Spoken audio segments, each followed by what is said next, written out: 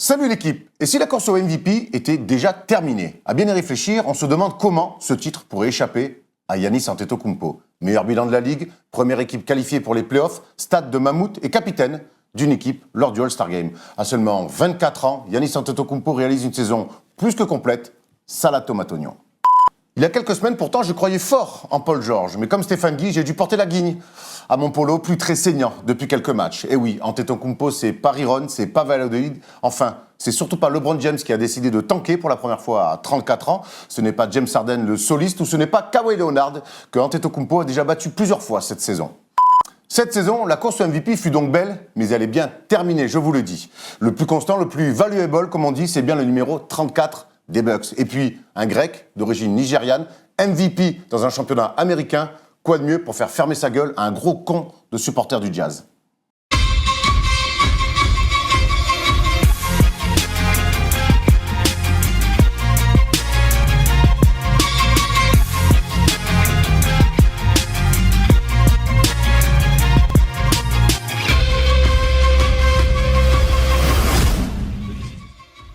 Salut l'équipe, on est jeudi et le jeudi c'est le First Day Show. Les playoffs sont dans un mois les amis, il y aura encore plein de choses à raconter dans le First Day Show. Cette semaine, une équipe nouvelle, remaniée on va dire.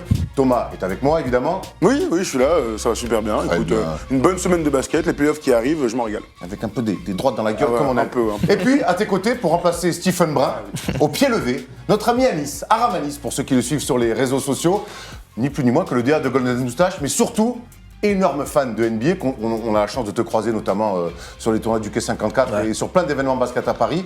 Merci d'être là, bienvenue mon ami. Bah merci, je suis très content d'être là, je suis ça depuis le début, donc j'attendais que vous m'invitez en fait. Ben voilà, tu vois. Il y en a plein, mais mieux vaut tard que jamais. Ouais, Non, tout arrive à point que c'est attendre. Ouais, comme t'as dit là, c'est les playoffs, c'est le meilleur moment là. Mais bien Donc, sûr. On a la dalle. Donc fan des Warriors, hein. Ouais, ça c'est... On enchaîne. Ben oui, non mais ça tombe bien parce qu'aujourd'hui on aura un débat sur les Warriors. Est-ce que les Warriors peuvent tomber cette saison? On sait qu'ils sont favoris, en tout cas pour moi depuis le début de la saison, pour tout le monde, pour la plupart des gens, mais ces derniers temps il y a eu des défaites, des victoires aussi, et on a envie de se poser la question, est-ce que ces Warriors-là peuvent ne pas soulever une troisième fois le titre en 3 ans? Ça sera pendant le débat, on va parler aussi des news avec notre ami Mike Conley, qui apparemment ne se sent pas mal sans son grand frère Marc Gasol. On va parler de la bagarre d'Ibaga aussi. On reviendra sur le match de dimanche. Énorme affiche à l'Est entre les Sixers qui se déplacent chez les Bucks d'Antetokounmpo. Et puis il y aura un quiz qui opposera Thomas à Yanis. Anis. C'est bon, parce qu'en fait j'ai parlé de Yanis Antetokounmpo. C'est très relou Yanis à Nice. Non, c'est pas pareil. C'est comme si moi on m'appelle Marwan, c'est très relou, je m'appelle Erwan, tu vois ce que je veux dire? Marwan, j'avoue, c'est... Il y a une Méditerranée d'écart. Ou Johan. Ça c'est moins loin, ça va. Ouais, mais c'est tout aussi relou. Allez, on enchaîne avec les news. Down to three. Hart steps back, fires, it's the game. On enchaîne avec la première news et c'est une news qui nous plaît, qui nous tenait à cœur avec Thomas et toute l'équipe rédactionnelle de la First Team. On avait envie de parler de Mike Conley. Mike Conley qui est souvent considéré comme un joueur sous-coté, assez peu considéré, même si on rappelle que ça a été l'un des premiers à avoir un contrat énorme. Le plus gros contrat de l'histoire à l'époque. Et qui, pour la première fois de sa carrière, est élu joueur de la semaine à l'Ouest. Et honnêtement, on est ravis pour lui parce que peu importe que son équipe aille en playoff ou pas, c'est un mec qui taffe. Tom. C'est un mec qui taffe, et regardez-moi, c'est des stats de très haut niveau. On parle de 31 points par match, presque 8 passes à 57% au tir. Il gagne des matchs, évidemment, alors que l'équipe a été complètement remaniée ces dernières semaines. Le départ de Marc Gasol, qui, avec Mike Conley, était le visage de cette franchise-là. Il y a plein de choses qui expliquent, évidemment, cette merveilleuse passe pour Mike Conley. D'abord, le fait qu'il soit le go-to-guy maintenant de l'équipe, donc il a toujours été clutch, on se souvient en play-off il y a quelques saisons, il avait été magnifique, il a toujours eu ce côté... Il a fait bégayer les Warriors il avec un masque. Absolument, avec un masque. Donc c'est devenu le go-to-guy, donc il joue beaucoup plus de ballons, ça paraît évident, mais aussi il y a un truc que j'aime beaucoup, Marc Gasol est un profil, je pose un pick par exemple sur pick and roll, je fais du pick and pop, c'est pas lui qui va agresser le cercle. Maintenant quand t'as Jonas Valanciunas et Joakim Noah qui ne sont que là-dedans, c'est-à-dire des gros écrans, je move, je vais faire des alley-oops, je vais près du cercle, bah, ça ouvre des espaces à la fois pour Mike Conley et puis les petites passes D pour Avery Bradley. On les a vus Mike, on les a vus. En tout cas, il est dans une perf, d'un moment incroyable de sa vie, clairement. Anis, c'est un joueur que t'aimes bien, toi, Mike Conley? Bah ouais, je kiffe son état d'esprit et tout, mais c'est marrant parce que là, j'ai vu les stats, je me suis dit, ah ouais, il a fait ça. Et en fait, c'est un peu triste qu'on se dise toujours ça, genre, ah ouais, c'est vrai, il est fort, lui. Tu sais, il y a un truc de, bah, t'arrives pas à le retenir, alors qu'en vrai, dans n'importe quelle équipe, ce gars-là, il ferait du bien, tu vois. Clairement. Moi, demain, on vient me Clairement. voir, on me dit c'est un top 5 meneur de la ligue. On peut parler, on peut discuter, mais je ne vais pas te dire que cette personne-là est folle. Quoi. Oui, complètement, c'est tout à fait. Après, il y a un milliard de talents. Non, mais alors, il on peut pas en défend. souhaiter, évidemment. Mais c'est un Il joueur défend. complet. Ouais, un joueur c'est ça. C'est bien sûr, bon passeur, Dans les bon meneurs, shooter. c'est rare quand même. C'est sûr. Après, le gros problème, c'est la concurrence de cette foutue NBA. Ouais. Il a jamais été All-Star. Et alors oui, quand on prend l'ensemble de sa carrière, ça fait un peu tâche qu'il n'ait pas juste été une fois. Maintenant, quand tu prends année par année, la concurrence est telle. À partir du moment où tu es avec Steph Curry, Russell Westbrook, James Harden, à l'Ouest, Damien Lillard, je dois en oublier, vous nous direz dans les commentaires. Mais la concurrence est incroyable. Donc c'est Chris cool. Paul. Oui, Chris Paul, exactement. James Harden, je l'ai dit, qui est devenu meneur au fil du temps. C'est cool d'avoir cette petite récompense. C'est pas un truc de ouf, mais c'est cool d'avoir ça avec des stats comme ça. Voilà, il mérite en tout cas. Alors, c'est la première fois de sa carrière et pour son coach J.B. Bickerstaff, ça s'explique. Et il a eu cette déclat-là où il voit qu'avec le départ de Marc Gasol, comme je disais, il est devenu le go-to-guy. Bien sûr. Je pense que le jeu s'est ouvert pour lui. Désormais, on lui demande de prendre entre 18 et 25 tirs par soir. Il a répondu présent. Il essaie de faire son travail. C'est fou comme ce mec-là, quand même, a l'air d'être un bijou pour les coachs à Nice. On a l'impression que tu lui demandes d'être un meneur pour faire briller une option numéro 1 qui était Marc Gasol. Il le fait pendant des années. On lui demande d'être d'un coup l'option numéro 1 et il est capable de le faire aussi. C'est un mec qui s'adapte à peu importe les situations. Bah, comme vous étiez en train de dire, en fait, le meneur, c'est un peu le poste star, tu vois. Donc en vrai, j'ai l'impression que tu as le droit d'être meneur et de genre pas défendre, d'être juste là, le gars qui met des points, tu vois. Lui, pour un coach, je te dis, un gars juste qui veut défendre et qui est bien dans le système et qui écoute ce qu'il y a à faire et qui en plus est fort. Et ça, en vrai, il est super rare ce profil. C'est vrai qu'il est rare. Alors on pourrait regretter par moment qu'il soit pas dans une autre équipe, dans une franchise qui joue vraiment le haut du tableau, tu vois. Ça a été le cas des Ça- Grizzlies. clairement, On ça a se été le souvient cas. quand même Bien sûr, qu'avec bien sûr. Zach Finale de Randolph, conférence, ils hein. font des finales de conf. Ils sweepent les Spurs. Ça a été une équipe, ça a été une équipe pour la gratter pendant au moins 5 Bien sûr. vraies saisons pleines, très compliquées à jouer. Bien sûr, mais quand je parle d'une top équipe Memphis qui va en finale de conférence, ça reste une surprise, même si c'est une Ça avait équipe été- hyper ça avait été solide. un upset, ouais. Absolument. Donc moi je parle d'une équipe qui te permet, pourquoi pas, d'atteindre la finale de conférence chaque année. Alors bon, on peut le regretter. Maintenant, c'est un joueur incroyable et puis la vivacité qu'il a, le pick and roll, un gaucher qui finit tous ses flotteurs main droite, qui adore finir comme ça. C'est un top player. On le dira jamais assez. Et puis moi, ce que je trouve archi respectable avec ces mecs-là, je le compare à Jrue Holiday. Alors pas du tout dans le style de jeu, mais par rapport à ces mecs-là qui sont dans des équipes qui ne vont plus jouer les playoffs, par contre, attitude irréprochable et qui gagnent des matchs. En tout cas, qui jouent pour gagner les matchs. Il n'y a pas de on tank, on laisse, c'est bon, Marc Gasol est parti, on finit, on s'en fout. Les mecs jouent, Ils ont une bonne équipe, en même veulent temps. gagner des matchs. Non mais, tu vois, c'est des comportements et il y a d'autres mecs qui ont peut-être plus de hype que des Conley ou des Jrue Holiday et qui n'ont pas cette attitude-là tout le temps, tout le penses à temps Kyrie Irving, irréprochable. par exemple ? Entre autres, par moment. Tu vois, et je trouve que moi vraiment Mike Conley, il est sous-coté par rapport à son volume, à ce qu'il dégage. C'est vraiment un exemple incroyable. Après, c'est peut-être pas le plus bankable pour des marques, mais en tout cas, quand tu l'as dans ton équipe et que c'est ton meneur de jeu, je pense que tu peux voyager. La preuve en est. On enchaîne avec un autre qui a un comportement un peu moins classe que Mike Conley, c'est Serge Ibaka qui, une nouvelle fois, à Nice, on en parle en préparant l'émission, il veut coucher des gonzes, notre ami. Hein. Il s'est accroché avec Marquise Chris, cette fois-ci, de Cleveland. Ouais, bah comme je disais, moi, c'est un joueur que je trouve un peu énervant, Marquise Chris, là. Donc je suis un peu content. Je dis pas qu'il faut tabasser les gens. Non, on ne tape Calmez-vous, pas les gens, les enfants. Faut pas taper les gens. Mais c'est bien que, genre, un daron te remette en place. Après, la manière dont il l'a fait, C'est une catastrophe. franchement, il était à 2 doigts je pense, d'avoir. Enfin, c'est fou, il a pris combien de Il a matchs pris 3 Trois. matchs. Il a pris Et là, trois on est en matchs. train de voir les images. Alors qu'il aurait pu l'endormir, mais direct. On voit les images. Ce qui est dingue avec Ibaka, c'est que non seulement il est dans les échauffourées, bon, ça arrive à beaucoup de joueurs de faire des tête-tête, de voir des insultes partir et tout, mais il balance des droites. Alors là, il le chope pour lui faire mal. C'est bagarre de boîte de nuit. Ouais, là. c'est bagarre de boîte de nuit. Alors Marquis Chris, il en envoie une, il le touche un tout petit peu, mais Ibaka, il répond direct. Et évidemment, ça fait écho à ce qu'il avait fait avec Robin Lopez il y a pas si non. longtemps, avec des patates, mais des patates de mecs de 2-10 qui vont la muscu tous les jours, quoi. Tu sais, c'est incroyable. Tiens, Alors, regarde, il- on a ce il prend super 3 matchs. tableau on a ce super Ah bah tableau voilà, de polo la bagarre contre Cleveland. où Ibaka est un free fighter aussi apparemment, en plus d'être un bon intérieur de NBA. Donc bagarre à Cleveland, suspendu 3 matchs, bagarre à Miami, suspendu 1 match, et bagarre à Chicago, on se souvient avec Robin Lopez, suspendu un match où les deux c'était, on se souvient de ces moulins comme ça. Heureusement qu'ils se touchent pas les Et mecs. heureusement que personne autour n'est touché. Tu vois, les assistants qui ont une taille normale, genre 1m80, tu prends une Mais patate de Robin c'est bizarre. Lopez. Alors, j'ai toujours pas compris ce qui s'est passé. Il y a une espèce de prise de position où ça brasse. Ouais, Bon, pourquoi pas. Et après, Ibaka tombe et Marquis Chris lui dit un mot. Je Et pense là, je que- pense qu'on revient dans ouais. ce que tu dis, c'est un petit peu cette nonchalance et ce Ouais, ça se se peut. parler de Marquis Chris qui fait que. Et, Mais déjà, il y a un truc que je remarque, c'est qu'il prend jamais beaucoup de matchs, tu vois. Enfin, je pense qu'en fait, je pense que ça doit être un mec pro qui. Bon, après, là, il l'a fait tous les ans, donc ça, Ouais, il a un sale une fois CV. par an. Mais j'ai l'impression que peut-être la NBA sait que. Non, mais s'il s'est énervé, c'est que peut-être il y a une raison, tu vois. Bon, après, là, peut-être que c'est pas sur ce moment-là, mais ça se trouve sur tout le match ou sur Ouais, tout le c'est truc. sûr. Tu vois, il y a une histoire. J'ai vu Kevin Love qui disait que ils ont le seum, Toronto, parce qu'ils se font toujours sortir par Cleveland, tu vois, et qu'ils l'ont gardé en travers de la Il y a gorge. une réelle rivalité entre Je sais les pas deux. si c'est ça, se mais tient. Après, c'est Marcus peut-être vient d'arriver. Enfin, là, Il a gardé ça longtemps. La Cleveland est une équipe qui tanque plus que jamais. Surtout que lui, il a rien à voir avec Ouais, les finales. lui, il est arrivé il y a 3 semaines, il a rien demandé. C'est juste une baigne. Après, on imagine que si ça déclenche, c'est que ça a parlé pendant Ouais, tout le match, pendant une toujours. dizaine de minutes. Ça part jamais comme ça. Eh, les gars, on se tape. Bah non, évidemment. On parlait des 3 matchs. C'est quand même 3 matchs sans payer. Il paraît qu'il va perdre pour 150 000 $, du coup, par match. Donc, ça fait quand même 450 000 $ de perdu pour un coup de poing. Ça fait cher payer, Serge. Je te conseille Moi, d'arrêter si les si je bagarres. prends ça sur 2 ans, je suis content. Ouais, sur 10 ans, gros, hein. Ouais, 2 ans, parce que tu connais notre train de vie quand même. Hein, Nice, on se croise en soirée. Toujours.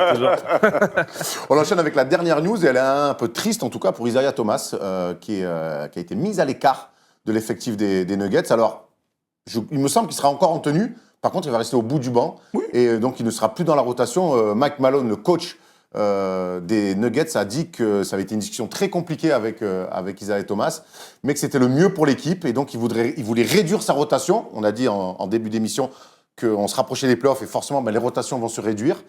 Voilà, c'est rien contre lui, mais je m'appuie sur une rotation courte, ça va rester comme ça. Isaiah est un grand pro, il va soutenir ses coéquipiers. C'est un compétiteur, je sais que ce n'est pas facile pour lui. Les gars, vous vous souvenez d'Isaiah Thomas il y a 2 ans? C'est Boston, c'est tout construit autour de lui. C'est une équipe qui rêve de titre avec Isaiah Thomas comme option numéro 1. 2 ans plus tard, on se souvient des blessures, son passage cata chez les Cavaliers et même chez les Lakers, on a envie de dire. Bien sûr. Là, il signe ce tout petit contrat cet été, on espérait qu'il se relance. Pourtant, les stats sont pas dégueux, 8,6 points en un peu plus de 15 minutes, et pourtant, il est mis de côté. Comment on peut l'expliquer? Alors, si tu veux, moi, Vas-y, Anis. vas-y, je t'en prie. Moi, je dirais que déjà, Denver, ils étaient premiers à un moment cette année et il n'était pas là, tu vois. Donc, en fait, je pense que c'est pas une plus-value pour l'équipe, en fait, tout simplement, tu vois. Donc, à un moment, comme il lui a dit le coach, il faut faire les choix.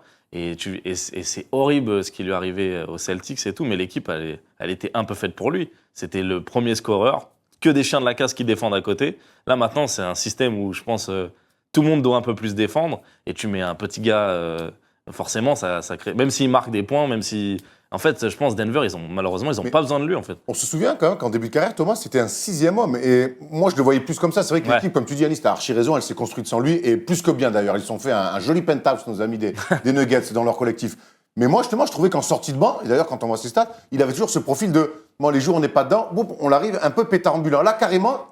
C'est ça qui est surprenant, c'est qu'il réduit même pas ses minutes, il le met carrément de côté, Tom. Il le met de côté pour plein de raisons. Tu l'as dit d'abord, c'est qu'il marchait très bien sans lui. La rotation était parfaitement huilée, tu gagnes des matchs et il y a l'éclosion de certains mecs dont on va parler dans 30 secondes. Le problème d'Isaiah Thomas, et on le dit depuis toujours, c'est que c'est un petit format qui ne peut pas défendre. Je parle même pas de volonté, je parle même pas de technique ou je sais pas quoi, c'est que physiquement, avec son 1m75, il va, quoi qu'il arrive, se faire cibler. Donc ça déséquilibre complètement une défense qu'ils ont réussi à mettre en place après 2 saisons d'échecs sans play-off. Donc ils ont réussi à mettre un truc en place. Isaiah Thomas arrive dans cette rotation et quand il est sur le terrain, même si ça reste un très bon joueur offensif, en défense, ça reste c'est un espèce de boulet là que tu as au bout du pied. Donc il y a ce truc-là. La deuxième chose, c'est qu'il y a un gars qui est backup meneur dans cette équipe et qui est très bon, c'est Monte Morris. Monte Morris qui fait une saison magnifique, qu'on découvre cette année. Forcément, si Isaiah Thomas qui prend des minutes, ils peuvent jouer tous les deux, mais qui prend des minutes de point guard, eh bien l'autre il est moins influent. Ce qui est la réalité des choses, c'est qu'on met Isaiah Thomas sur le banc, l'autre il fait 17 points directs. Il y a eu le retour de Will Barton qui avait raté une Bien sûr, mais c'est pas une énorme. Non, mais ce que je veux dire, c'est que c'est sur les lignes arrière en fait. Oui, mais dans toutes les combinaisons. Ce que je veux dire, c'est que dans crois. toutes les combinaisons possibles, il y a le retour de Will Barton qui était un mec important déjà du système avant Oui, bien sûr. la saison dernière. Il y a l'éclosion de Monte Morris et puis tu as Jamal Murray et Gary Harris. Ce que je veux dire, c'est que ça fait quand même déjà beaucoup de postes 1-2 quoi. Oui, bien sûr, mais il y a des titulaires, voilà, Jamal Murray et Gary Harris, qui sont titulaires, qui vont avoir leurs minutes. Voilà, on pouvait imaginer qu'Isaiah Thomas arrive derrière, si tu l'as dit, s'il est bon, il joue avec ce profil de scoreur. Mais il a été bon quand il a joué. Il n'a pas été très bon. Non, il n'a pas été assez bon.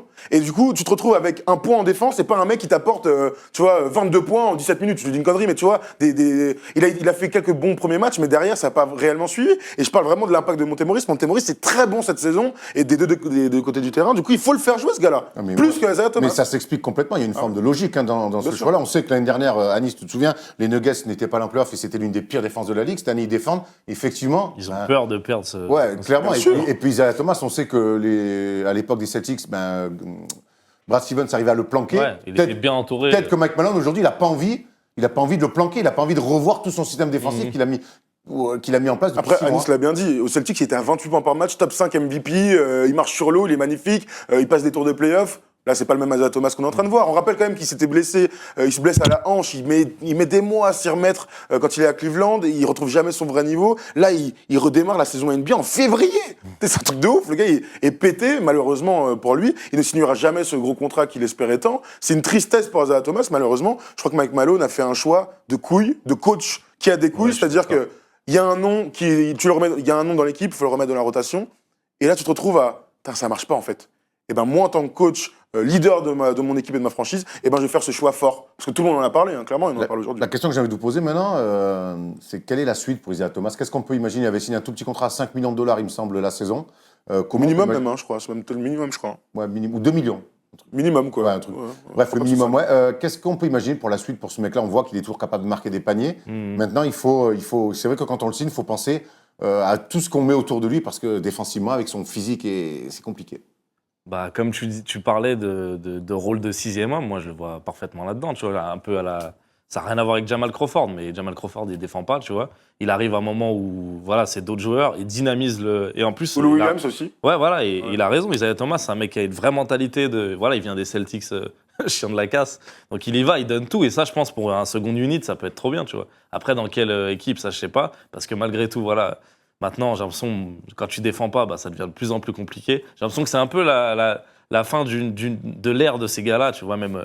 Je peux même comparer ça un peu à Melo, tu vois, on sait plus trop quoi en faire, tu vois. On se dit, il est très fort, mais on sait pas quoi en faire, tu vois. En fait, Isaiah Thomas, t'as on se raison. dit, il est fort offensivement, mais on sait pas quoi en faire, en fait. Et il est fort C'est vrai que offensivement, c'est vrai mais que il les est pas mecs ont- assez fort même. Ouais. Tu vois, le truc, c'est qu'Isaiah Thomas, avec tout le vécu qu'il a, tu vois, on parlait de 6e homme au début, mais c'est parce que c'était un choix de draft, 60e choix de draft de mémoire. Voilà, il a Sacramento et tout ça, il met du temps, mais il est bon direct. Il Il est explose très bon direct, je veux dire. En 6e homme, Ouais, au-dessus et après, de il expose à 6e homme. Phoenix, ouais. Et du coup, il est très bon en fait à chaque fois qu'il joue. Le problème, c'est que il est bon, mais il est plus très bon. Et Carmelo Anthony, c'est ça. Tant que le mec est très fort offensivement, qui porte une franchise, qui porte une équipe, bah oui, tu le mets sur le terrain, faut pas être fou. 28 points par match, c'est pas rien. Mais là, il est plus à ce niveau-là. Donc, qui va lui faire confiance? Moi, ma grande crainte, c'est que là, il finisse la saison. Peut-être qu'il aura un coup d'éclat en playoff, on le souhaite. L'année prochaine, il peut signer. Est-ce qu'il a pas le profil, les gars? Si. Parfait pour genre, ils sont dans la merde. Ouais. Dans un match, il le sort du banc, il lui donne sa chance et genre, il met 10 points en 4e carton, il fait gagner un match important. T'es mené 3-1, Ouais, tu dis vas-y, c'est bon, je fais au lit. Mais du coup, moi, ma crainte, clairement. Ouais. Non, mais clairement, par contre, ma crainte, c'est qu'il signe l'année prochaine pour le minimum n'importe où. Mettons Orlando, je sais pas, moi, une équipe qui cherche un meneur, que ça ne marche pas. On pourrait imaginer que ce gars-là, je sais pas, est en Chine ou ce genre de choses. Rapidement, il a le profil pour. En Chine, il va faire des cartons. Quand on voit que Tyler bah ouais. Stone, il met des 54. Ah, il va faire des cartons, lui, hein. Et là, on lui demande pas de défendre. Hein. Bah, ça- Timur Fredette, il est tranquille là-bas. Annie, ça ferait chier de voir en Chine quand même. Bah ouais, ça ferait chier. En fait, là, on est tous un peu deg de son histoire avec D'accord. Boston. Elle est dure, C'est ça, elle est dure, elle est violente. On sait qu'il voulait un gros contrat. À l'époque, il le méritait. Il y a plein de joueurs plus claqués que lui qui ont eu des contrats de ouf. Du coup, il y a un côté injuste. Et en plus, ce qu'on est en train de dire, c'est que c'est un petit et il doit faire 2 fois plus que les autres, tu vois. Et il l'a toujours fait. Et il a toujours réussi à avoir à sortir la tête de l'eau. Mais Et surtout, l'ironie du sort pour Daniel, c'est qu'on voit que Carré aujourd'hui laisse planer un doute sur le fait qu'il va signer au Celtics, que moi je fais ce que je veux, moi je suis libre. Ouais, Alors que Isaiah Thomas était un vrai amoureux. Alors Ouais. je dis pas que. Je pense que moi je suis Daniel, tous les jours, si j'ai l'occasion de récupérer Kyrie Irving, je le fais. En tout cas, il y avait un amour pour la franchise de côté Isaiah Thomas, réciproque, que Kyrie Irving pour l'instant n'a pas montré. Voilà. Mais ça, t'as moi, raison. ce truc-là, je le kiffe aussi dans l'autre sens parce que, enfin, ce qui fait Kyrie Irving, ça me fout l'aine. Si j'étais fan des Celtics, j'aurais trop les boules. Mais en vrai, je kiffe que aussi les joueurs, bah, tu vois, les GM, ils font n'importe quoi. Ils les traitent comme des mouchoirs. Bah aussi, les joueurs, ils commencent un peu à, tu sais quoi, bah nous aussi, en fait, on le voulait pouvoir, jouer à ce ouais. jeu. Nous aussi, tu vois, ce que Cousins il a fait, ce que, regarde, avec les règles, nous aussi, on peut jouer avec ça. Et vous voulez nous traiter comme des merdes, bah faites attention parce qu'on peut le faire aussi, tu vois. Hein, C'est cool un peu qu'il y ait un peu un C'est vrai que équilibre. qui se le crée, rapport tu de vois. force est un petit peu inversé ou Ouais. équilibré du moins. Équilibré. On verra si ça devient comme le foot, à terme où les joueurs ont vraiment maintenant le pouvoir. Je voulais dire un dernier truc par rapport à la Chine. Quand on parle d'argent et tout, c'est toujours intéressant de savoir où en est Isaiah Thomas dans sa carrière. Alors là, il a 30 millions de gains en carrière. 30 millions, c'est fou. On a vu la semaine dernière, Tony Parker était à 160 millions. Oh la vache. C'est fou, ça. On parlait de Michael Lee. Michael Lee, il a plus de 30 millions la saison. Donc 30 millions en carrière. Non mais c'est ouf. Ah, et son meilleur contrat, c'était donc là, il y a 2 ans. Ah non, la première année au Celtics, la deuxième. Voilà, 2 premières, 7,2 millions. De dollars, c'est incroyable. Bon, après tu vis quand même, faut pas non plus déconner. Non, je sais, mais sauf que quand on parle, vous savez, quand on parle de carrière, quand on parle de c'est un job et tout ça, c'est pour ça que je parle de la Chine. Si tu fais une année là où tu végètes, t'es blessé, tu fais une deuxième année au minimum, ça se passe pas bien, et que la Chine arrive en disant je te donne X millions de dollars, la réalité du business, c'est que bon gars, faut y aller, faut ça pas. reste des millionnaires. Demain, il fait un dossier appel, il est refusé quoi. Ouais, non, mais bien sûr. Mais tu fais pas la même chose avec 2 millions de dollars la saison qu'avec 30 millions. Écoute, c'est le sport des fois, comme il n'y a pas que des belles histoires, mais c'est vrai que celle-là est particulièrement dure pour notre ami. On a fait le tour des news, on va aller sur le focus parce que dimanche il y a une énorme affiche dans la conférence Est. On vous dit ça tout de suite. They do have a timeout. Decide not to use it. Curry, way downtown. Bang! Bang! Anis, t'aimes bien les Sixers avec Jojo Embiid? Franchement, ouais, je kiffe bien les Sixers. Mais même, c'est con, mais les Bucks aussi, Giannis, c'est un joueur, t'es obligé de le kiffer, quoi. T'as anticipé ma deuxième question. Ah, pardon. Je vais faire une espèce d'effet de lancement. T'aimes bien les Sixers? Oui. T'aimes bien les Bucks? Oui. Mais regarde, ça va être ça dimanche. Malik set the tone, play a little bit harder, move the ball, move our bodies, and we just played hard.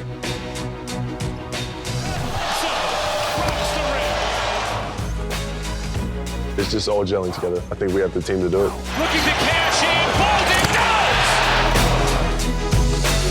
Yes! That's nasty. That's just nasty. With that hit.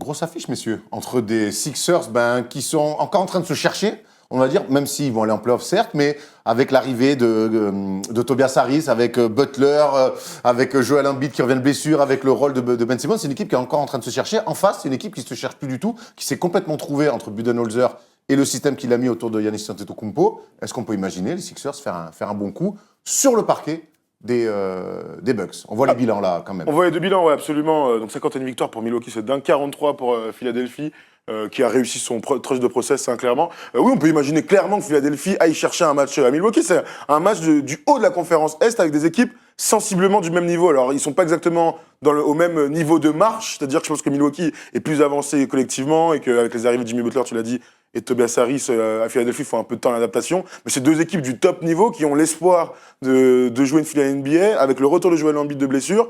Philadelphie est tout à fait capable d'aller faire un coup à Milwaukee, si on est d'accord. Alors, juste une petite info, Anis, avant de te filer la parole. 27 victoires, 32 matchs cette saison pour les Bucks, 5 défaites seulement sur leur parquet. Ouais. C'est que ça appelle toujours le Bradley Center. Je crois, oui. Ouais, donc sur le Bradley Center, pas simple. On a 2 questions, Anis, pour aller sur ce match-là. C'est, est-ce que, par exemple, on sait que sur le poste de pivot, ils ont Brook Lopez, les Bucks qui shootent de loin, et en face, il y a Joel Embiid. Et on sait que Joel Embiid, quand il est dans des grands soirs, est-ce que ça peut être une clé, par exemple, pour les Sixers, pour faire tomber les Bucks? Bah, je pense que c'est la clé, en vrai. Parce qu'en fait, on a beau dire ce qu'on veut, tous les joueurs qu'il y a aux Sixers, quand ça va bien, c'est quand Embiid, il a mis plus de 30 points, quoi. En fait, j'ai l'impression que c'est leur formule qui marche en ce moment, tu vois. L'année dernière, il y avait un peu de...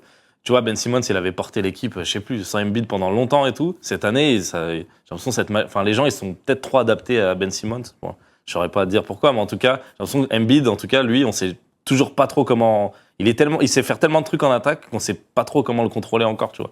Là où je te rejoins, c'est que ils ont de la viande à offrir en échange Milwaukee. Donc tu as dit Brook Lopez. Je viens de signer Pogazol. Pogazol. En fait, ils ont de la viande à envoyer. Pogazol, mais a priori, la différence de niveau.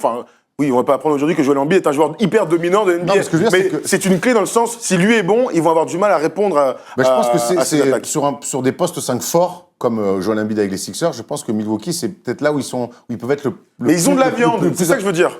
Ils ont de la viande. Ils ont Brook Lopez, qui souvent, face à des pivots comme ça, est un peu pénalisé par les fautes, assez rapidement. Et derrière, t'as qui? Regarde, t'as Pogazol.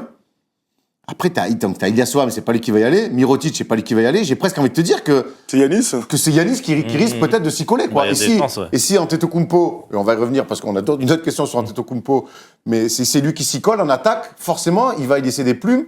Et donc moi, je pense qu'on peut on peut imaginer que Brett Brown puisse appuyer fort là-dessus à Nice. Non, je suis d'accord. Et puis, c'est pour ça que je dis que c'est la clé, mais en même temps, j'ai l'impression que c'est l'une des seules clés pour que les Sixers gagnent aussi, tu vois. Donc, de l'autre côté. Il y a d'autres match-ups. Butler. Ouais, mais du coup, c'est kiff-kiff. j'ai l'impression que Milwaukee, de l'autre côté, leur collectif est tellement mieux huilé que du coup, ils ont plus de certitude. Ils ont plus de certitude, du coup. Là, il faut que Embiid fasse un gros match, mais j'ai l'impression que même si.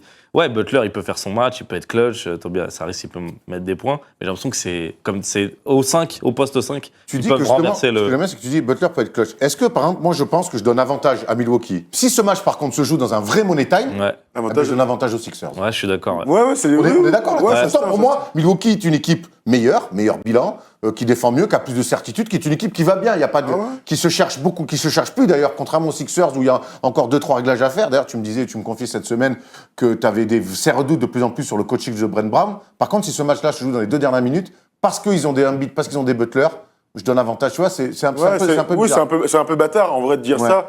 Mais je pense qu'on se rejoint absolument tous, peut-être sauf les fans des Bucks. Mais t'as raison, c'est-à-dire qu'il y a une équipe qui est bien plus en avance. Maintenant, quand c'est les dernières minutes d'un match, tout devient différent. C'est plus pareil, c'est plus quel système on annonce. C'est un autre match. Ouais, on file la balle à un mec, et c'est vrai que quand t'as Jimmy Butler dans ton équipe, tu peux avoir des certitudes. Alors on dit pas que Eric Bledsoe, on dit pas que Michael Brandon, on dit pas que Chris Middleton sont des joueurs, ou Mirotic, sont pas capables de mettre des gros tirs en fin de match et de faire gagner leur équipe. On dit que sur le papier, quand t'as Jimmy Butler en 1 contre 1 et qu'il reste moins de 20 secondes, t'es plutôt en bonne position. Tu as Embiid aussi qui est capable de mettre des gros tirs. Tobias Harris, faut pas lui en prendre. Complètement, mais je parle vraiment de 1 contre 1, tu sais, NBA, où t'as un quart de terrain en ISO et tu dis vas-y, fais-moi gagner maintenant. Jimmy Butler, je pense que sur le terrain, c'est le meilleur joueur qui en est capable. Clairement, on parlait de la défense sur Embiid, on va parler de la défense forcément sur Giannis Antetokounmpo de l'autre côté. Et là, pour le coup, il y a de la viande à envoyer côté Sixers. Et le premier auquel on pense, qui risque certainement je suis curieux de voir comment ils vont commencer le match. Ouais. C'est pour nous Ben Simmons. C'est la grande question. Je sais pas. Moi, je le vois bien commencer avec Ben. Après, tu peux te relayer avec Simmons, avec Butler, avec Harris. Et puis sur le banc aussi, t'as du matos à envoyer, quoi. Parce qu'en fait, comme c'est des marrants, l'équipe de Philadelphie est une équipe vraiment un peu chelou sur la mise en place. On peut y aller match-up par match-up pour arriver là. JJ Redick, par exemple, ça va être compliqué pour lui parce que quand il y a Brogdon ou Eric Bledsoe à t'envoyer, c'est compliqué. Tu vois, je sais pas si Ben Simmons va défendre sur Eric Bledsoe son vis-à-vis direct de meneur ou si tu l'as dit, il y aura un poste 4 et un poste 3. Bref. C'est un peu compliqué. Pour revenir sur ta question, ils ont personne ils peuvent se relayer, mais ils ont personne idoine pour défendre sur lui. Non, mais par contre, voilà, ils ont pas une solution, ils en ont plus. T'as James Ennis aussi en sortie de banque, donc ils ont pratiquement 4 mecs qui peuvent se relayer. Et ça. Ouais, mais ils ont pas la personne idoine. Alors je sais pas qui est la personne idoine pour défendre sur Ennis. Qui est la personne idoine pour défendre sur Antetokounmpo NBA quand on voit qu'il a 27 points, presque 14 rebonds et plus de 6 passes. Ça va. Ça, c'est depuis 2 ans. Ça, c'est depuis 2 ans face aux Sixers. Donc, on a toujours eu des problèmes. Mais cette année, moi, je pense qu'ils ont un peu plus de matos à envoyer. Oui. On se fait un petit prono, les gars, pour dimanche? Ok. Non, ouais, moi, je vois Milwaukee gagner, moi. Ouais. À domicile, en plus. Hein. Ouais. Avantage à 27 domicile. victoires, 5 défaites depuis le début de la saison. Avantage à domicile. Par contre, j'imagine que les cotes sont très hautes et que vous pouvez jouer l'une ou l'autre. Mais je dis avantage à l'équipe à domicile, ouais. Tu sais que j'ai envie de tenter Philadelphie parce que c'est une équipe de coups. Plus qu'une équipe de durée, c'est une équipe de coups. Et je pense qu'ils savent qu'en allant gagner là-bas, pour eux, c'est presque un message et un début de playoff. Tu vois, il y a un truc. Et je pense que les Embiid, les Butler, ils vont arriver là-bas en disant on veut leur casser la gueule pour faire passer un message à un mois des playoffs. Et pour aller dans ton sens, Milwaukee a perdu 3 matchs là, sur les 6 derniers, dont un qui fait tâche contre Phoenix, l'autre contre Utah et enfin contre San Antonio. Donc en plus, le momentum n'est pas spécialement. Entre guillemets, spécialement bon. Donc moi, je mettrais une piécette sur les Sixers, comme ça, je joue évidemment la grosse cote. En tout cas, c'est un match qui va être intéressant. Ouais, en plus, c'est le jour de mon anniversaire. Et en plus, c'est à l'OM-PSG. Eh ben oui, non, mais en fait, c'est une grosse journée. Il y a New York Lakers. Il y a New York Lakers à 5h. D'ailleurs, on fait la bise à nos amis KNF qui font une soirée pour regarder ce match. On aurait adoré y aller. C'est le jour de mon anniversaire, donc je pense que je serai plutôt en famille ou en train de décuver, enfin à voir. Et puis, il y a ou les deux. Et puis, et à la fin, il y aura ce magnifique PSG-OM avec, on espère, le retour de Neymar. Le gars qui se connecte pas du tout. Il y a Rai qui devrait revenir aussi dans les... Bon, allez, voilà. Donc, pour revenir aux choses sérieuses, le focus, donc ça sera dimanche, le match entre les Sixers qui se déplacent à Milwaukee. On a hâte d'être là. Il y aura une grosse, d'ailleurs, dimanche, c'est énorme, parce qu'il y a la soirée NBA et foot aussi. Bref, le débat, c'est maintenant, est-ce que les Warriors peuvent tomber cette saison et ne pas réaliser le three-peat? La dernière équipe à avoir réalisé un three-peat, messieurs, c'est les Lakers. Les Lakers. Ouh, ils sont bons, déjà bons pour le quiz. Avant le quiz, quand même, il y a le débat.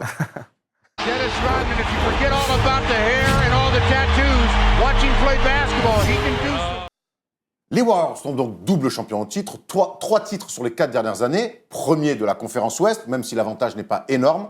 Et pourtant, on a envie de se poser la question, on a même certaines craintes, j'imagine, Alice, toi qui es supporter des Warriors, est-ce qu'on a cette crainte, est-ce qu'on peut les imaginer voir se tomber cette saison et ne pas être une 3e fois champion NBA de suite? Bah en vrai, moi, même si je suis supporter de l'équipe, j'ai vraiment beaucoup d'inquiétudes par rapport aux autres années. On est premier, tout ça, c'est trop bien et tout, comme d'hab. Mais là, défensivement, c'est la catastrophe, quoi. Genre, le fait d'avoir rajouté Cousins, c'est trop bien, mais défensivement, ça va pas. J'ai l'impression que même les meilleurs défenseurs de l'équipe, ils sont moins là. Donc même Klay Thompson, ça fait longtemps que je l'ai pas vu être bon défensivement, trouver son rythme et tout. Et Draymond Green, depuis l'histoire là avec KD, j'ai l'impression que il s'est jamais retrouvé. On n'a jamais eu Draymond Green des autres années. Cette année, j'ai jamais vu. Pour moi, c'est l'une des. Je pense que depuis qu'il est installé, c'est sa pire saison chez les Warriors. Depuis qu'il est installé. Hein. Et en vrai, pour moi, j'adore Curry, j'adore les grosses têtes et tout, mais sans Draymond Green, ça m'inquiète. Moi. C'est vraiment le moteur. Là, ça a du sens ce que tu dis, parce qu'on voit 109,4 points encaissés au rating défensif, 16e de la Ligue. Ils nous avaient habitués à mieux, hein, nos amis des Warriors sur les dernières saisons. Ça reste quand même, et on va voir le tableau de Polo, ça reste quand même une équipe avec un effectif premium. Ah bah oui, c'est un effectif touquet. C'est un effectif de rêve. C'est peut-être le plus bel effectif qu'on ait jamais vu. Alors voilà, les boss de Golden State. Donc Steph Curry, stats incroyables. Kevin Durant, stats incroyables. Klay Thompson qui fait du Klay Thompson. Et donc DeMarcus Cousins qui est Moi je veux bien, Klay Thompson qui fait du Klay Thompson, il est pas à 17 points par match. Il fait plus de 22. C'est ce que j'appelle Klay Thompson plus quoi. Non, du Klay Thompson. Klay Thompson a 22 points. Il fait pas 30, il fait pas plus, il fait pas 17, c'est pas nul. Il fait du Klay Thompson, c'est-à-dire que il est bon. Hier encore, on pourrait parler du match de Houston. Ils vont chercher une grosse victoire à Houston. Alors que vous avez déjà perdu 2 fois contre eux et James Harden le soliste. 3 même. 3 cette saison déjà. C'était le 4e déjà. Là. Ah ouais déjà. Ah bah regarde, je regarde le fan là-bas ultime, ouais, Michel Harden en face qui me dit que oui, c'est donc ils avaient perdu 3 fois. Qui vient de Sedan évidemment. Hein. Ouais. Donc oui, c'est une équipe incroyable sur le papier, mais malheureusement l'apport de DeMarcus Cousins leur enlève plein d'autres trucs. Alors je reste d'abord global. Il y a 2 ans, ils sortent une saison incroyable sur le rating où ils n'encaissaient que 104 points par match. 104 points au rating, et là on a vu, ils sont un peu plus de 109. Donc le delta, il est quand même énorme, mais parce que l'équipe a changé, parce qu'aussi, la réalité c'est que t'as un peu moins la dalle quand tu gagnes des titres. T'as un peu moins la dalle. C'est surtout ça. Ouais. Moi, les équipes de Jordan, souviens-toi, quand ils font 72 victoires, c'est une saison exceptionnelle, mais c'est très dur d'enchaîner. Quand tu gagnes, c'est très dur d'enchaîner des saisons régulières. C'est la première saison du deuxième tripit, ça. Ça fait quand même. C'est 94-96. C'est ça. Ouais, c'est ça. Donc c'est la première saison du deuxième tripit. Donc il y avait un truc, les gars, on vient de se faire sortir par Orlando, on va défoncer tout le monde. C'est normal d'avoir le mort et de revenir avec la motivation. Quand t'as gagné 2 fois de suite, qu'il y a KD, on t'a jamais mis. Alors, on t'a presque jamais mis dans les cordes pendant les playoffs. Tu perds une série de playoffs en 4 ans. C'est normal qu'en saison régulière, tu te réserves un peu. Ça fait 5 ans que ces mecs-là surdominent la saison régulière. Donc, et honnêtement, moi, tu sais ce que je pense de ça. Quand tu gagnes, quand tu gagnes plusieurs fois, 4 finales en 4 ans, tu connais le chemin. Tu sais les moments où il faut être fort. Et Jordan savait très bien ça aussi. Il n'était pas tout le temps à fond avec son équipe. Il n'avait pas tout le temps le meilleur bilan. Il n'a pas toujours fini premier de la conférence Est. LeBron le faisait aussi à l'Est. LeBron le faisait aussi à l'Est. Par contre, une fois qu'il a gagné, Jordan, en play-off, il y avait plus de. Il connaissait le chemin. Le mode playoff était activé. Donc moi, c'est pour ça que. Et c'est vrai qu'après, ce qui est un peu inquiétant, ce qui peut être inquiétant pour les Warriors, c'est la manière. Il y a cette défaite notamment terrible face à Boston à domicile, 128-95, où là, c'est plus une défaite. Là, ils se sont fait marcher dessus. Et regarde, on voit les bilans après 67 matchs. Eh ben ouais, 2018-2019, il y a quasiment entre 5 et 8 matchs d'écart quand même de victoire. Hein. C'est énorme, hein.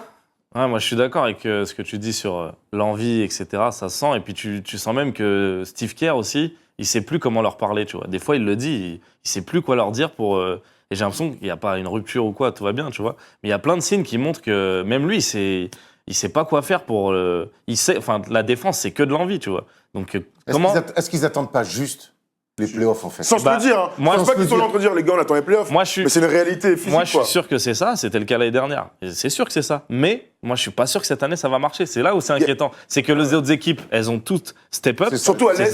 Bon, on y va après, mais. Elles ont toutes step up. Et en plus, même s'ils attendent ça, chaque année, tu as des confirmations de domination, au moins défensive, où ils savent marcher défensivement. Là, depuis qu'il y a Cousins, pour moi, j'ai jamais vu un match référence défensif. Bon, un peu hier en vrai. Hier, moi, je Ça tombe bien. c'est clair. Mais en vrai, je sais pas s'ils pourront activer ce truc défensif, activer de l'attaque et devenir. Moi, je crois qu'ils ont des principes depuis des années, ils se connaissent et ils sont en fait, même s'ils ont pris une branlée face au. Moi, je reste. Ils ont perdu contre Phoenix aussi, hein. Ils ont fait quelques défaites vilaines avec un énorme Devin Booker. Ils ont pris une énorme branlée face aux Celtics à domicile. Mais moi, je crois qu'ils ont des principes défensifs et que ça fait 4 ans qu'ils les ont. Ils sont toujours premiers. Et moi, alors, c'est bien qu'on se pose la question.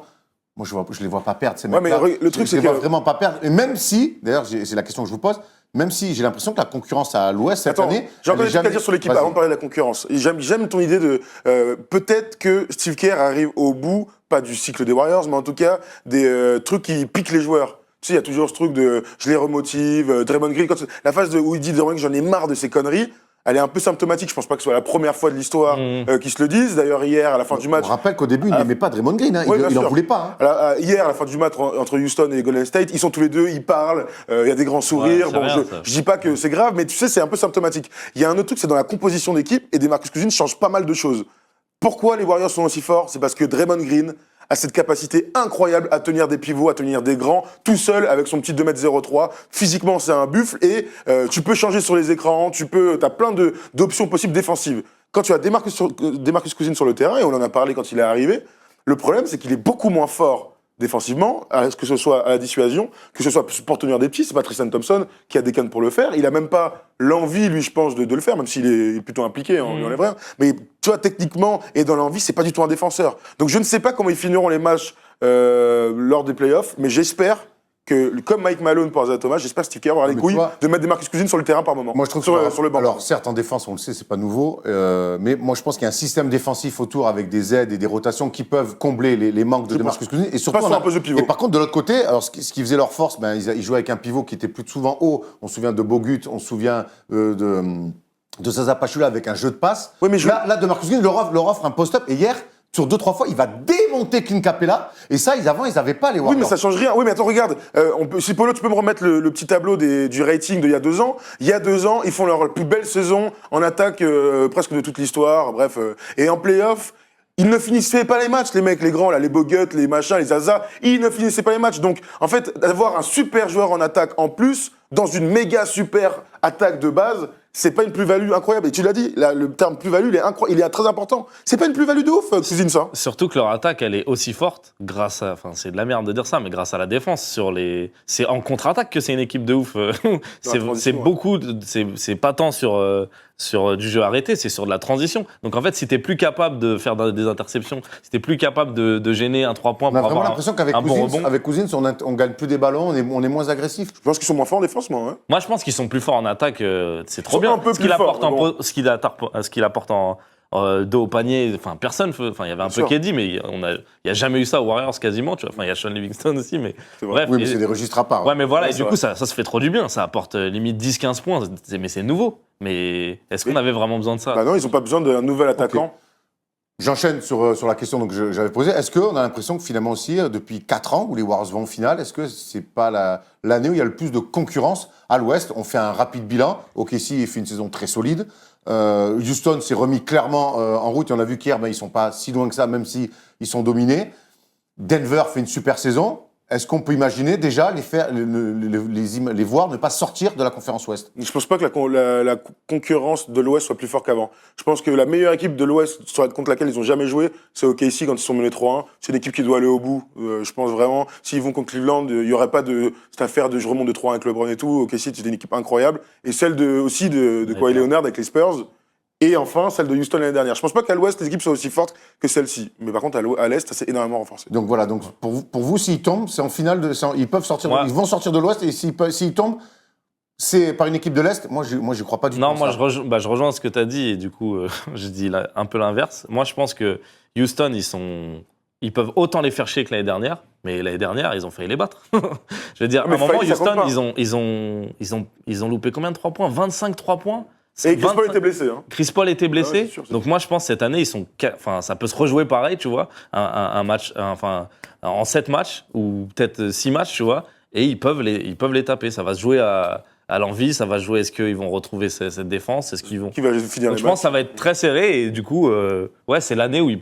Enfin, Donc pour toi, le plus gros contender, là, c'est Houston. Ouais, franchement, ouais. Moi, je pense qu'OKC, je sais pas ce qu'ils valent. Je sais pas s'ils ont le mental. Eux, ils ont le mental, ils ont la dalle de ouf pour aller au bout, tu vois. Moi, je pense que Houston est obligé d'être très bon, comme Ouais, hier soir. c'est ça. Comme hier soir, ils ont été très bons, et pourtant ils perdent, et il n'y a pas Kevin Durant. Ok, si, même quand ils sont mauvais, ils sont défendent là, fort, et quand leurs joueurs majeurs, Chris Paul, Paul George, sont pas dans un grand soir, ils ont un banc. Moi, je reste persuadé, je l'ai toujours dit, que c'est OKC. Et je pense surtout que si les Warriors doivent tomber, ils tomberont à l'ouest, ils tomberont pas en finale. Que par face aux équipes de OKC, l'Est. du coup.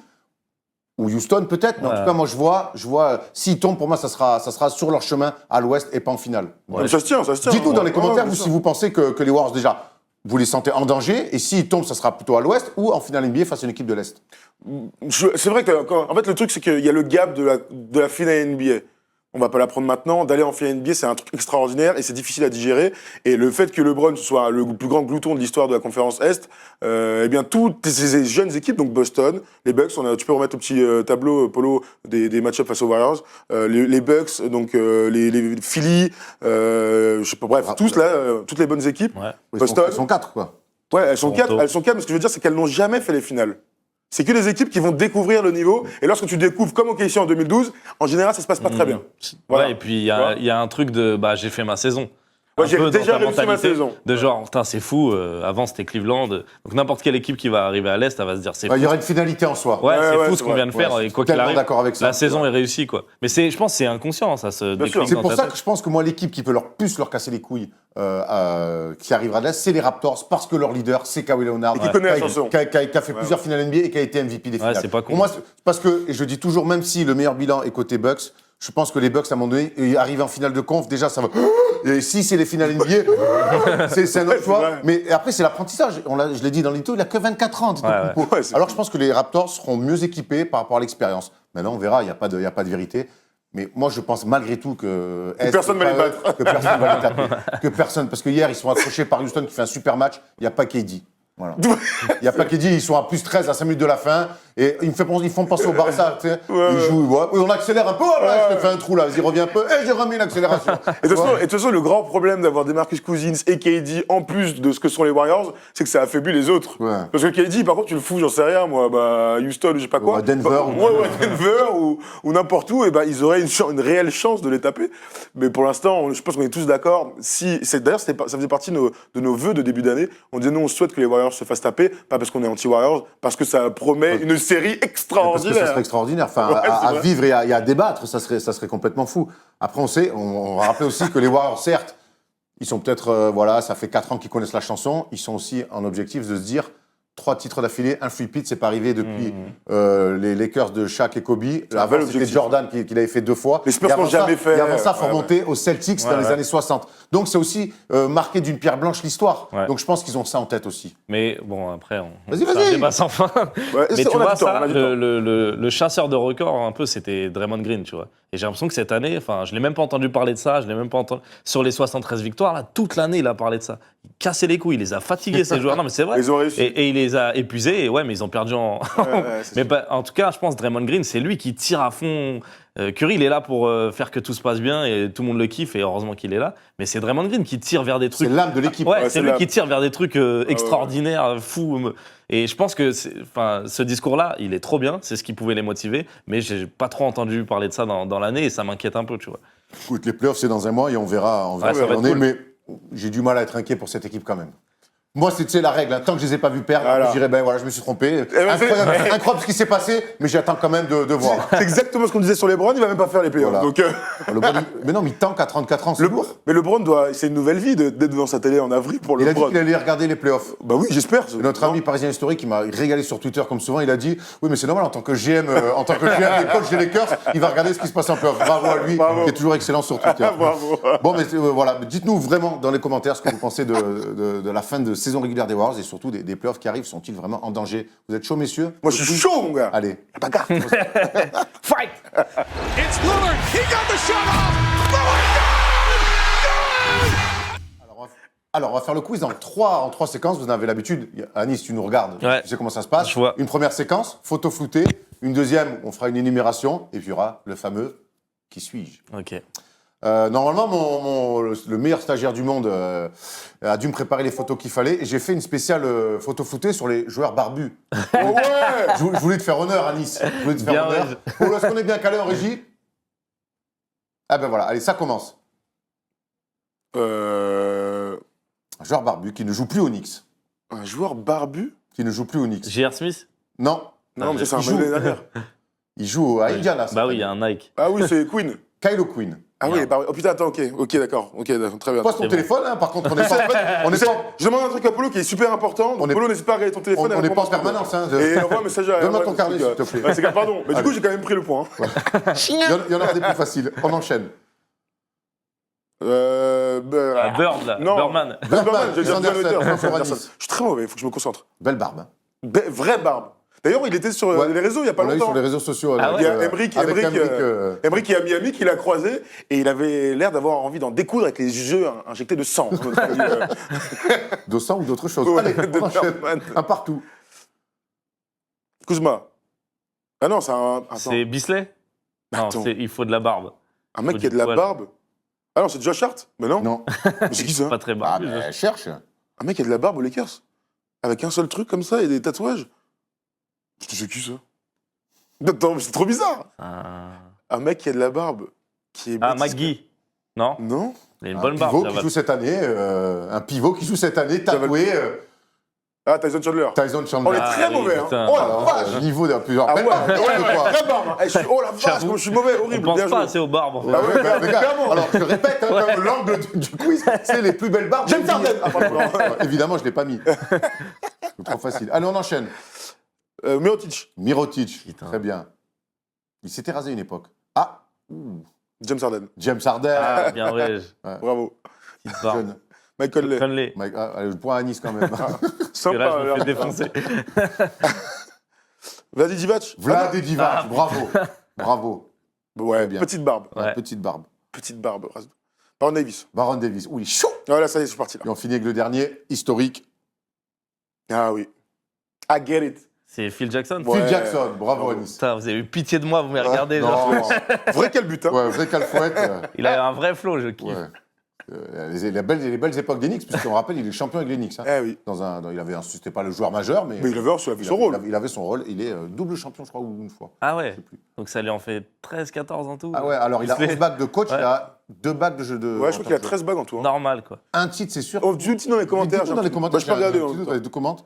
Quoi qu'il arrive, 12 au moins, quoi. Donc, temps. Ouais. on va enchaîner avec. Vous allez m'énumérer, chacun à votre tour, me donner un joueur qui a été un jour dans sa carrière. Et c'est pas rien. Pas rien, quand même, un jour dans sa carrière d'être. C'est pas rien, quand D'être même. joueur NBA. J'aurais adoré l'être. MVP des finales NBA. Oh, Ok. yeah. Voilà. Alors, on rappelle que ça a commencé.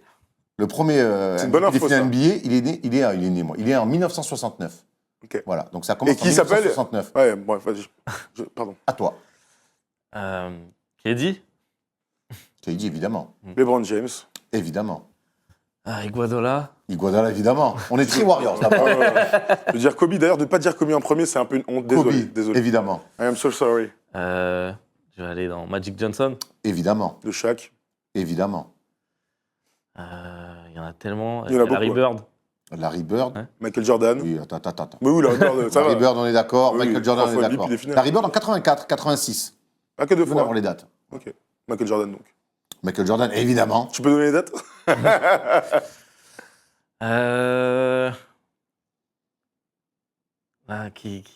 Vers où je vais aller comme année? Il y a un Français. Hein. Ah oui, il y a Tony Parker. Ah, je commence à donner des indices. Voilà. Oh, petit indice. Ah ouais. Tim Duncan, bien sûr. Tim Duncan. Il n'y a pas Kawhi, du coup? Ah, Il y a si. Kawhi, évidemment, bravo. Ah oui, bien sûr, Kawhi Leonard. J'ai dit Hakim, Olajuwon. Hakim Olajuwon, les 2 ans où Jordan n'est pas là, bien sûr. Il doit y avoir Karim, non? Karim Abdul-Jabbar, évidemment. Moses Malone. Moses Malone, bravo. Ah, ça devient technique. Alors que toi, t'en as 10 000 Ouais, encore. j'en ai encore un peu. J'en ai encore. Tac, attends, je vais aller dans les années. Qui il a eu quand Détroit, ils l'ont eu? Ah, Two guys, Bien my man. Bien joué. Two girls. T'es sur la Two bonne girls, voie. guys. Bah, je pense qu'Isaiah Thomas, il l'a eu. Oui. Et Joe Dumars. Et Joe évidemment. Dumars Ah oui. aussi. Ok. Voilà, ils sont partagés. Eh oui. Les Pistons, ils ont gagné une autre fois. T'es juste après. aidé, quoi. Et oui, il a raison. les Pistons, ils ont gagné une autre fois après. Ah oui, bah ça doit être. Je sais pas lequel. Ça doit être. Wallace. Oh non, pas pur. Lequel Ah, non. Non, c'est le même poste qu'Isaiah Thomas. Ah, c'est Chauncey Billups. Chauncey Billups, accordé. On met la VAR, accordé. Sur la VAR, elle accorde tout. Sur hein. la VAR, elle accorde tout. Le VAR, pardon. Ouais, ouais, ouais. Putain, Chauncey, merde. Allez, Ah c'est oui. bon, à toi. À moi encore je sais, j'hésite sur un... Là, ça commence à devenir compliqué. Bah, Bill Russell, du coup. Et non, Bah, parce qu'il a c'est son... Eh non. En 69, il avait pas. Bill Russell, c'est pas parce que c'est avant. Même en 69, la première Non. fois, il a pas. En 69, c'est Jerry West, Bah, ça a justement, qui est le perdu. premier MVP des finales, mais qui a perdu des finales. Ouais. Parce que je voulais Ah dire ouais. Jerry West, mais j'ai eu un doute Bah parce oui, que il a jamais- le trophée s'appelle maintenant le trophée Ouais, Bill mais c'est Russell. peut-être pour ça. C'est sûrement pour ça, C'est ouais. sûrement pour ça. Alors après, c'est compliqué. Donc, tu as Willis Reed d'Enix, Bien sûr. donc Karim Abdul-Jabbar, Will Chamberlain, les gars, Ouais. John Havlicek, Willis Reed, Rick Barry, Jojo White des Celtics, Bill Walton, Wayne Hansfeld, Dennis Johnson, Ouais. Magic Johnson, Cedric Maxwell des Celtics. Voilà, Moses Malone. Et puis Cédric après, Maxwell, il a pris un MVP. James Worthy, vous avez Moi, je oublié. l'avais encore. On l'a pas oublié, on l'avait juste. Pas oublié, on me dit que Bill Russell, il est pas dedans. Non, mais tu t'es trompé. Le gars, il est 9, il est 11 fois. Dwayne Wade avec Miami. Bah oui, dis ouais, bien sûr. Voilà. Putain, je me fais niquer comme ça. On a bravo. dit Shaq. On l'a dit, ouais. Mais bon, ce qui est bien, c'est que dans cette émission, tout se joue sur le qui suis-je. On remet tout sur le qui suis-je. Allez. Tout ça, Vous êtes prêts? Je suis né le 27 juillet 1986 à Birmingham, non pas en Angleterre évidemment, dans l'Alabama. Je passe par la fac de Vanderbilt, 2 ans, puis je décide de quitter le campus, non pas pour aller en NBA, mais pour aller transférer de fac. Je décide en effet de bouger vers la fac de Missouri pour jouer avec mon oncle Mike Anderson, inconnu au bâtiment. Après donc avoir visité 2 campus, je me présente à la draft en 2009, où je suis sélectionné au premier tour à la 27e place par les Memphis Grizzlies. Toujours pas. Mes 2 premières saisons à Memphis sont sans saveur. Je suis même envoyé en D-League. Commence alors un bon parcours de mercenaire pour moi. Houston en 2011, même pas une saison. Puis Denver 2011-2012. Le Jazz 2012-2013. Puis les Hawks en 2013. À Atlanta, je vais enfin réussir à m'installer comme un titulaire. Je suis même élu co-joueur du mois de janvier en 2015, après que mon équipe ait réalisé un parfait 17-0 sur le mois de janvier. Ce n'est pas de ça, quand les Hawks ils avaient fait 17-0. Ouais. Attends, il y a un Il mec était qui... titulaire sur ce poste. Après 2 saisons pleines à Atlanta, je vais chercher un peu de cash quand même à Toronto. Je signe 60 millions sur 4 ans. Depuis mon passage à Atlanta, je me suis aussi fait une C'est- belle étiquette Demar DeRozan de LeBron Stopper. Demar DeRozan Non. Demar Carroll, pardon. Démarrer Carroll. Mais je l'avais avant, mais comme t'as pas donné les trucs, j'avais Qui peur ne, un peu. qui ne se vérifiera jamais. En juillet 2007, je suis tradé chez les Nets, où je joue encore. Je suis un joueur assez irrégulier qui ressemble à un rappeur français. Youssoufa. Le Moi, bien j'ai eu ça, ça va. Le bien nommé. Voilà. Démarrer. Démarrer Carroll. Tu l'as eu tard, hein? En fait, j'avais pas le. Non, en fait, mon grand problème de tout ça, c'est que j'avais pas les mensurations. Donc, je savais pas du tout où Ah ouais, chercher. mais bon, Non, mais je cherchais un intérieur poste 4, donc j'étais très très on loin n'est de pas trouver. sur Tinder, là, qui suit des mensurations. Ah bon, non. J'ai besoin de savoir quelle taille il fait quand même. Bravo Thomas et bravo Yannis. Ouais, Allez, ouais, bravo Yannis ouais. quand même. Ça va. Il Ouais. s'appelle toujours pas Yannis, hein, par Ouais, contre. merde, c'est un petit coup de poing, ça m'a fatigué. Yanis. Et tu te barres hein, si tu appelles encore T'as une fois. le droit de m'appeler Johan. Si tu me donnes le MVP, je reste. Non, Marwan, tu préfères. Oh, you got Ouais, an Marwan, MVP. j'aime bien, ouais. Ouais, mais ça te va bien en plus, hein. Ouais, ça me fait Toi penser qui aimes ça me fait le penser à couscous, Marwan c'est le gars qui Chamak. dit n'importe quoi. je te- À Marwan Chamak. je te- Marwan Chamak, ouais. Vous avez un coupe de cheveux maintenant. Enfin, moi je l'assume, pas lui. Hein. Anis, merci beaucoup. Bah, merci à Tu vous, reviens c'était quand cool. tu veux. Avec Tu sais plaisir. qu'on a une émission radio, je pense que tu Ouais. serais bien aussi dans l'émission radio. Ah, bah, avec plaisir, les T'as gars. vu ça, comme maintenant on peut nous appeler et tout, on est là sur une table juste à Ouais, côté. j'ai entendu parler de ça, ouais. Ah ben, tu viendras aussi à l'émission radio. Ouais, avec plaisir, ouais. Ah, parfait. Eh ben on tiens, fera ça. regarde, boum. Ça, Allez. c'est ton dernier truc. Tu peux nous présenter un peu? C'est ton dernier projet? Ouais, on a fait un petit clip de rap. On a fait le rap à l'ancienne contre le rap actuel. Donc en gros, Lunatic, tout ça, IAM contre Jul, 6ix9ine. Et ce qui est cool, c'est que j'ai pu faire ça avec Masqué, Mr V, John Rachid et Que mon des pote bons, quoi. Freddy Gladieux. Donc on est assez fiers de la vidéo. On peut la retrouver sur. Sur YouTube, vous tapez All Rap versus New Rap. Ouais, Parfait. J'ai cherché très longtemps ce titre. Et je crois que c'est assez pertinent.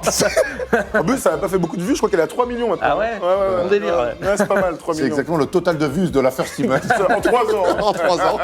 Alors, du coup, quand tu fais 3 millions de vues, tu gagnes combien d'argent à la fin? C'est les questions. Bah, comme Mike Conley, je crois. C'est tout ce qu'on te souhaite. Hein. Il régale, lui, hein, le faux Jules. là. Ouais, bah, je Ah, lui il dirais, est ouais. magnifique. Magnifique. Il a une Bravo. voix insupportable. Arrêtez de mettre Ouais. des survêtements des équipes aux Marseillais, ça m'énerve. Mais en même temps, je suis désolé, mais c'est exactement ce que vous faites. Hein. C'est terrible. Mais J'arrête c'est pas vous de- qui avez lancé la mode. Chaque bien fois, joué. je rentre, je dis à mes cousins, arrêtez les mecs. Ah, parce que tes cousins le font aussi? Bah, les jumeaux, oui. Ah ouais? Et ils mettent quoi comme équipe? Bah, on toutes sait les équipes d'Europe, hein. Évidemment, le haut et le bas ne vont pas ensemble. Hein. Évidemment, sinon ça marche pas.